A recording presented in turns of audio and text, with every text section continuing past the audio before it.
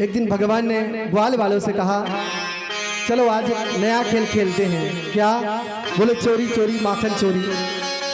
तो भगवान ने कहा कि जाओ चोरी करनी है तो पहले अपने घर से प्रारंभ करो। तो सारे ग्वाल वालों से कहा भगवान ने कि कल अपने अपने घर में चोरी करना और रिजल्ट आके हमें बताना कि क्या हुआ। तो सारे छोटे छोटे भगवान के सखाओं ने चोरी की, कुछ पीटे, कुछ चोरी में सफल भी रहे। एक ने आकर भगवान श्री कृष्ण से कहा कि अरे कन्हैया, हमारे बस की नहीं है चोरी करना। मैया ने देख लिया, सब वो पिटाई की कि आज पूरा लाल हो गए, तो हमारे बस की नहीं है। भगवान बोले आप सब चिंता ना करो, मैं आप सबको चोरी करना सिखाऊंगा।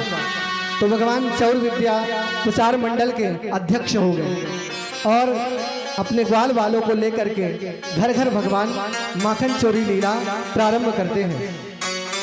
मैं एक बात निवेदन करूं, नंद बाबा के यहाँ 9 लाख देनू नंद बाबा घर, लाखों लाखों गैया नंद बाबा के यहाँ है। तो भगवान चाहे माखन में स्नान करें, चाहे माखन में ही दिन रात रहें, लेकिन भगवान गोपियों के भाव को पूर्ण करने के लिए, क्योंकि भगवान केवल नंद बाबा के नहीं है, भगवान तो सबके हैं, इसलिए भगवान ने गोपियों के मनोभाव को पूर्ण करने के लिए माखन चोरी लीला भगवान ने प्रारंभ की। घर घर जाकर के भगवान माखन चोरी प्रारंभ करते हैं। अच्छा देखिए, माखन से खा आप अगर बीच से निकाल दीजिए तो क्या बचेगा? मन। अगर बीच से खा निकल जाए तो बचेगा मन। मानो भगवान कह रहे हैं कि गोपी तू अपना तन किसी को दे दे, मन तन किसी को दे दे, धन किसी को दे दे, अपना यौवन भी किसी को भी दे दे, लेकिन जब मन देने की बारी आए तो मुझको ही देना। अगर तू संसार में अपने मन को देगी तो जिस प्रकार केले के छिलकों को, केले को खाने के बाद व्यक्ति छिलका उसका फेंक देता है, उसी प्रकार ये संसारी तेरे मन को चूस के इसे जन्म मृत्यु की गर्त में गिरा देंगे। और अगर तूने मन मुझे दे दिया तो मैं तेरे उस मन को भी मोर पंख बनाकर उसे अपने सिर पर धारण कर लूंगा। ये माखन के रूप में भगवान मन की चोरी कर रहे हैं। परम मंगल में भाव से जब भगवान चोरी प्रारंभ करते हैं, जब भगवान कुछ दिन, भगवान भी लीलाधारी, जानबूझकर कुछ दिन चोरी करने जाते ही नहीं। जब भगवान कुछ दिन जब गोपियां नहीं देखती भगवान को तो व्याकुल हो जाती हैं और सारी गोपियां मिलकर नंद भवन में आ जाती हैं और उलाहना देने के बहाने यशोदा जी से कहती हैं, वत्सान मुंचन क्वचित समय क्रोश संजात हासः स्तेयं स्वाद्वत्य तदधिपयः कल्पितस्तेययोगैः मरकान् भोक्षन् विभजति सचेत नातिवाण्डं विनक्ति द्रव्यालाभे सगृह्य कुपितो यावति उपक्रोश्यतोकार। एक गोपी आई और उसने कहा कि माँ, तेरा ये लाला वत्सान मुंचन क्वचित असमय, कि तेरा लाला आकर के असमय में बछड़े खोल देता है, गाय दोहने का समय ना हो उसके पहले ही ये खोल देता है और सब गैया सब दूध पी जाती हैं। यशोदा जी ने कहा तो प्यार से समझा दिया कर कि अरे लाला, जब बछड़े खोलने का समय हो उस समय आकर के खोल दिया कर, अगर इतना शौक है बछड़े खोलने का तो। गोपी कहती है कि मैंने इसे यही कहा, तो मुझसे कहता है कि अरे गोपी, मैं क्या तेरा नौकर हूं, तेरे हाथ काम नहीं करते। इस प्रकार से देखिए, मूल भाव ये है, ये गोपियां कोई सामान्य नहीं है, ये वेद की ऋचाएं हैं, बड़े बड़े महात्मा हैं। तदा महर्षयः सर्वे दंडकारण्यवासिनः, तो ये वेद की ऋचाएं हैं। ये गोपियां मानो, इसका तात्विक भाव ये है कि भगवान असमय में बछड़े खोल देते हैं, क्वचित असमय, अर्थात जीव अपनी साधना से मुक्त होता उससे पहले ही भगवान कृपा करके जन्म मृत्यु के बंधन से जीव को मुक्त कर देते हैं। अभी जीव की योग्यता नहीं हुई कि वो मुक्त हो पाए। पर गोविंद की लीला ऐसी अनुपमयी है, गोविंद इतना आप्लावित है जीवों के कल्याण के लिए कि उसे असमय में ही मुक्त कर देते हैं। इसीलिए भगवान असमय में बछड़े खोल देते हैं। वत्सान मुंचत क्वचित समय क्रोश संजात हावसः। यशोदा जी ने कहा तो एक दिन आंख दिखा के डांट दे, डपट दे, कृष्ण मेरा नहीं तुम सबका है। गोपी ने कहा कि माँ मैं वो भी करके देख चुकी, जब मैं इसको आंख दिखाती हूँ तो ये ऐसे हंसता है कि क्रोध संजात हास, हमारी सारी गुस्सा ही ठंडी पड़ जाती है और हमें खुद ही हंसी छूट जाती है। यशोदा जी ने कहा तो एक काम करो, परोस के माखन खिला दिया करो और जितना मेरा लाला खा जाए उसका दुगना मुझसे आप सब ले जाया करो। गोपी ने कहा कि मैंने इसे यही कहा, पर मुझसे कहता है कि मैं कोई भिखमंगा हूं क्या जो तेरे यहाँ माखन खाने आऊंगा।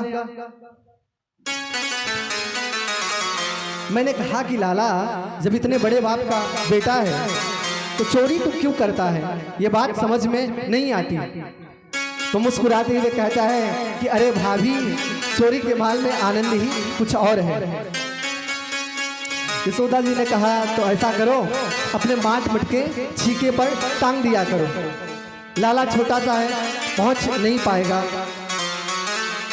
गोपी ने कहा कि अरे यशोदा तेरा लाला भी बहुत बड़ा योगी है, ये कौन सा योग करता है।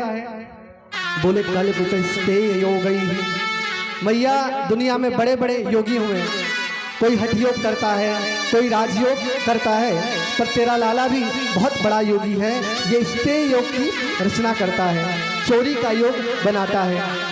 मैया लोग चुराते हैं तो पकड़े जाते हैं, पर ये तो आंखों को ही चुरा लेता है। आंखों को कैसे चुराता है। बोले चुराता तो सामने है पर खाता बैठ के है। चुराएगा सामने पर खाएगा बैठ के। बड़ी विचित्र चोरी है इसकी। दुनिया के चोर चुराएंगे तो लोग पकड़ लेंगे, पर इसको कोई पकड़ भी नहीं पाता, हमारे सामने बैठ के ठाठ के साथ खाता है, लेता है चुरा के बैठता है सामने। ये इसमें विशेषता है। और दूसरी बात माँ ये क्या करता है, अगर हाथ से नहीं आता तो ऐसा कंकड़ी मारता है मटका में कि मटका नीचे से फूट जाता है और नीचे से माखन टपकने लगता है। सोई मुंह फाड़ के खड़ा हो जाता है, माखन इसके मुख में टपकने लगता है। और फिर भी अगर हाथ में नहीं आता तो पीढ़ा, घर के सारे पीढ़े इकट्ठे करता है और पीढ़ा पे पीढ़ा, पीढ़े पे पीढ़ा, और उसके ऊपर ग्वाल बाल और सबके ऊपर ये स्वयं विराजमान हो जाते हैं और सोई माखन का मटका इसके हाथ में आ जाता है। एक गोपी आगे बढ़ी और बोली माँ तू मेरी और सुन ले। बोली बता। बोले अरे यशोदा तेरा लाला एक दिन मेरे घर में आया, मैंने सोची कि आज इसका जितना मन हो प्रेम पूर्वक ही खा ले। तो इसने क्या किया, पहले खुद खाया फिर ग्वाल वालों को भी खिलाया। मैंने सोचा कि चलो माखन खाने की चीज है खा ले, पर मैया हद तो इसने तब कर दी कि खुद खाया, ग्वाल वालों को खिलाया, बंदरों को भी बुला कर, न जाने कहाँ कहाँ के बंदर। मैया इसके बुलाने पर ऐसे ऐसे बंदर आए कि मैंने उनकी शकल भी कभी नहीं देखी थी। भगवान जब बुलाते हैं तो हनुमान जी महाराज, जामवंत जी महाराज सब रामावतार के, भगवान ने कहा कि चले आओ, इस अवतार में बड़ा आनंद है। उस अवतार में तो जंगल में मर गए, कुछ खाने को मिला नहीं, पर इस अवतार में खूब माखन खाओ। तो भगवान जब बुलाते थे तो भगवान के जो परिकर हैं हनुमान जी महाराज, जामवंत जी महाराज, पूरी वानरी सेना आ जाती थी और बड़े प्रेम के साथ सबको भगवान माखन खिलाते थे।